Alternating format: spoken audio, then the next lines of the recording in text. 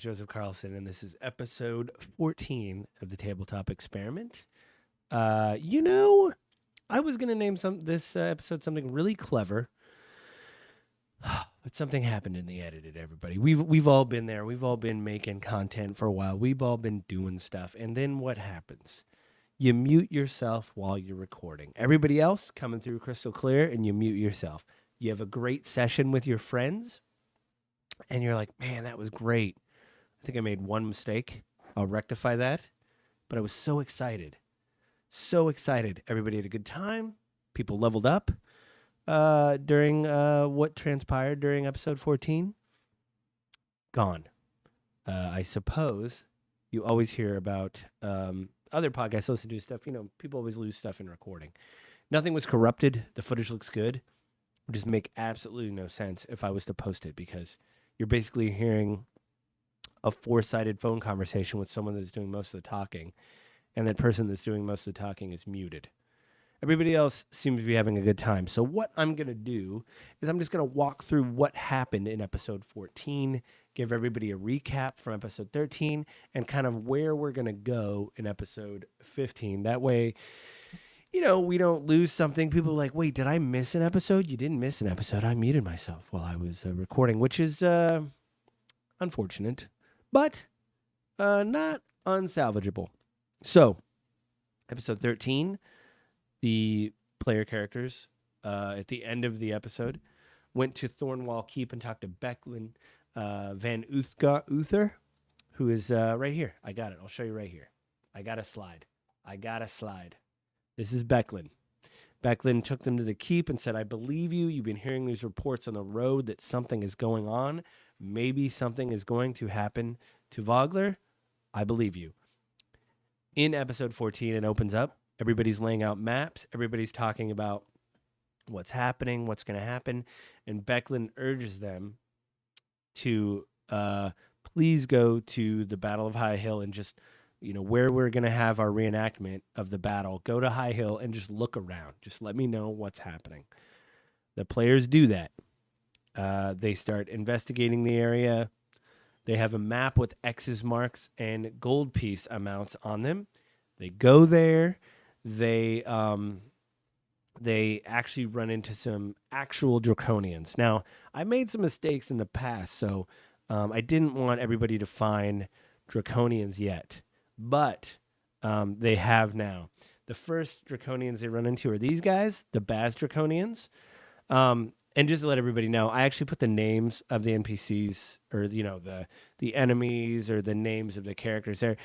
Not just for my group, for people at home. I give Joseph Johnson a hard time. He's really bad with people's names, so I put him up here. But also, again, for the people at home. And then, you know the person's name. It just helps you put a face literally with the name for, you know, the players. So anyway, they run into this Baz Draconian, and this is the first time they experience the death throes of each Draconian. If you guys don't know, the Draconians are enemies that are pretty much unique to Kryn. They're like perverted dragon eggs that have been perverted. The Baz Draconians, I believe. You know what? Let me pull this up. We're going to do this now. We're doing it live, as the kids say. We're going to do it live. The Draconian, like I said, they're all perverted dragon eggs. You know, they've all had bad things happen to them. I believe the Baz Draconians were green dragons. And they have a death throw. Every one of the Draconians, when they die, something happens. So, yes. Uh-oh. Where is it? Friends and foe. Okay, we're doing this in real time. I'm looking this up. Here we go. They're incapable. The Baz Draconians are incapable of flight. They can glide a little bit, but they really can't. They just look like little squat short men, so they could actually like hide. It doesn't really say if what are they? They're foot soldiers. Oh, brass dragon eggs. So the Baz dragons are perverted brass dragon eggs. One of their death throws is they turn to stone, and they emit in a 5-foot radius around them gas. And if you fail a DC 11 Constitution check, you also turn to stone, which happened to Joseph Johnson. I think I kind of messed up a bit because I thought they were in range. Anyway, what we've decided to do as a group is we've decided to make Jesse, who's playing Martok, you can say his name down there, Jesse W. We've made Martok the official ruler guy. This just helps me. We use Tailspire to do combat. I really like Tailspire. It helps everybody visualize what's going on. But Jesse is now the official. He's now the official measure guy because I'd have to measure and it slows it down. What's fast is him just knowing he's a measuring guy and just plopping out a measurement and doing whatever. So yes, that is the what we're doing now. But anyway, I think I messed up because I didn't throw a measurement down, and I think they were 10 feet away. So the radius is 5 feet. The last attack, I said kind of push them into his space, which is probably wrong. But I'll make it up to him next session. We didn't throw a tape measure. I think at the end, you could see he's like, oh, well, I didn't have a choice. I was like, well, it wasn't really your turn. It's not really a reaction. And I've noticed, it says here in the description, if you turn to stone, which he did, he rolled single digits. He got turned to stone. It says, otherwise a creature is petrified for a minute. He's basically turned to stone for a minute. What kind of sucks about that is you don't get to do anything for a minute. And I kind of watched Joseph Todd Johnson kind of not shut down, but you're less engaged if you're just sitting there. So what I did is I just changed it on the fly to say, hey, on your turn, give me another one of those DC Constitution checks. He was rolling really poorly, but at least it makes you engaged and pop out of it early. I think I might make that a home roll, because it's unfun. Anyway, the group barely defeats these. In fact, Swami also gets turned to stone. Only Rose and the NPC, the Red Robe Mage that's with them, survive, isn't turned to stone, along with Jesse W. who plays Martok. He was also not turned to stone. But what happens is as they're checking on Swami and Uriel to see if they are good, if they can do anything, they've never seen anything like this before. Another Draconian shows up, and he looks like this. This is a K-Pack Draconian, like it says there. And his thing is hang on, I'm scrolling. Oh, wait, missed it. The K-Pack Draconians are Copper Dragon Age. They're perverted Copper Dragon Age. They have a multi-attack, but their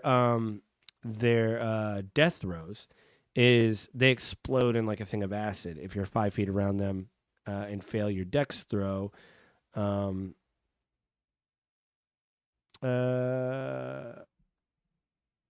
each creature within 5 feet.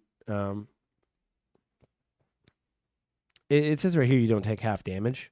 So I just made it no damage because it doesn't really say. It says if you succeed, you're covered in ass. If you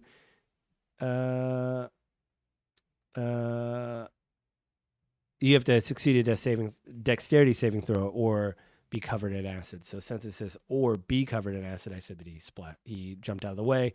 So Martok actually wasn't hurt, but they barely beat that thing. Swami was pretty beaten up. He was afraid there was going to be a Tiki BK. Christian, who plays Swami, hasn't played a long time. I think for me, this is like a moment where I realized that I've been doing combat lately, and it's been a little bit easy. And so I wanted to challenge this. So I think with these death throws, it's a good way for people to understand, like, oh, we got to stay away from these creatures. They are going to hurt us. So anyway, they defeat these creatures, learn about them. They take one of the stone heads, and they have Rose, again, the Red Robe Mage NPC, go back to Thornwall Keep and talk to Becklin. Actually don't have art for Rose. I should rectify that. Anyway, they go back to Thornwall Keep. Cudgel is there, the head of the Iron Regiment. She has come back from investigating her people, the Iron Regiment, and kind of sees nothing wrong, but I think I'm going to change it again. If you're new seeing this, wondering why the episode's only going to be about 20 minutes long. We do have longer sessions, but my mic was muted. So I'm just kind of giving a recap of episode 14 so we can move on to 15. But, yes, she didn't know it was not going to work out or whatever. Or Cudgel comes back and says, oh, nothing seems out of the ordinary, but I'm still kind of on edge. You guys have kind of raised a lot of good alarms. So the group now, after they kind of do this and talk, they're going to go to the Kingfisher Festival that's already in progress. I'm going to hang out for a bit. They've leveled up to level 3, so they're very excited about that. But they're going to hang out, kind of go with the party. Then they're going to escort the militia up the hill. Because what happened, I need to back up a bit. So right after they killed the Draconians, they kind of investigated the area with the X's. Some of the X's, there was no people there, no big deal. But some of the things they noticed, one of the X's, there were some people down in High Hill setting up for the battle reenactment. Some of those weapons that they were setting up, which were supposed to be wood or like cork tipped weapons, so that way the militia could reenact everything. Some of them were real, so obviously something's going on if a bunch of real weapons were planted with the other weapons. So what's going to happen is Martok used Eldritch Blast and destroyed them. They didn't alert suspicion because the people setting up were on the other side of the field. I mean, they're 50, 60 feet away. They snuck back to town, met with Cudgel, met with Becklin, told him everything was going on. Darrett Highwater, who is here, is kind of none the wiser. Becklin kind of want to keep it on the DL with him. She doesn't really want to alert him, because he's just a simple townfolk. Not that he's not capable, but you want to keep everything on the DL until you absolutely need to tell somebody what's going down. So basically, that's where we left the episode. So if everybody's looking at the runtime of this and is like, why is their episode only 12 minutes? It's, again, because I muted my mic and I'm a bad person. No. Things happen, but you know what happened. The characters decided to investigate High Hill, found some Draconians. For the first time, met the Draconians. Experienced the death throes of the Draconians. And now know kind of like a little bit of the stakes of what's going on. They still think something's going to happen at the Battle of High Hill, and they're going to town to kind of experience the Kingfisher Festival and kind of escort the militia up the hill to make sure nothing happens to them. They're not ambushed, and they're going to hang out. So next session is probably going to be like a hybrid of, the festival and High Hill. I'll probably end it with the battle kind of going awry, which they kind of knew, so they might get some additional rolls or something like that. But that's kind of where we're at. Again, I know this is a short episode. Thanks for joining me, I guess, on this short ride. You can subscribe to the other episodes. Obviously, we're episode 14 into this, so the 1st and 15th they come out, and now you're seeing my face, and you should be seeing it for a while because video should have dropped at episode 4 or 5.